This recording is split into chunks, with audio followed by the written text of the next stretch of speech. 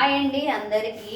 ఈరోజు మా ఇంట్లో లంచ్కి వచ్చి కొబ్బరి చట్నీ పులగం చేస్తున్నాను. కొబ్బరి చట్నీ ఎలా చేయాలో చూపిస్తాను. ఇది దేవుని కొబ్బరి అండి, నిన్న దేవుని కాడ కొట్టింది. ఇదంతా చట్నీ చేస్తాను. సీతాఫలం పండ్లు అయితే ఇంటికాడికి వచ్చింటే కొనుక్కున్నానండి. ఎప్పుడైనా సీతాఫలం పండ్లు ఇట్లా మాగినేటి తీసుకోవాలి.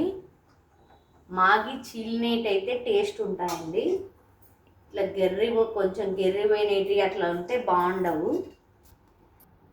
చట్నీకి అయితే అండి ఉల్లిగడ్డ, టమోటాలు, పచ్చిమిరపకాయలు, పచ్చి కొబ్బరి బాగుంటుంది వేయించుకొని చేసుకుంటే. కొంచెం అయితే ఆయిల్ వేస్తానండి.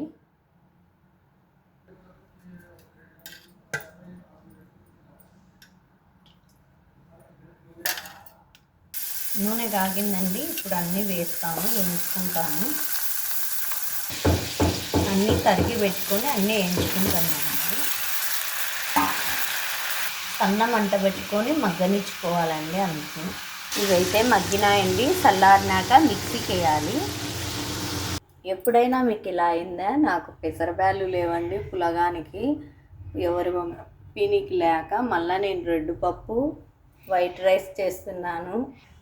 అట్లా ఎప్పుడైనా జరిగిందా అండి? నాకు ఇది ఫస్ట్ టైము.